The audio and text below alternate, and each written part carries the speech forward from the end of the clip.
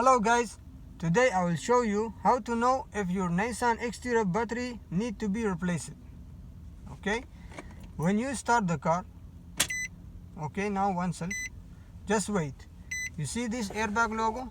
Just wait till it's gone. Now it's no airbag logo.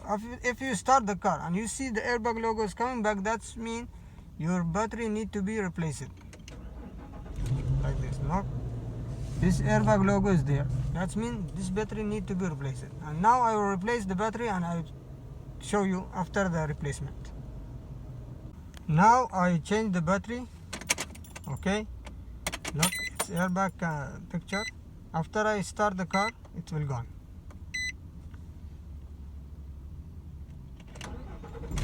Look, it's not show. If it show, that means your battery need to be replaced.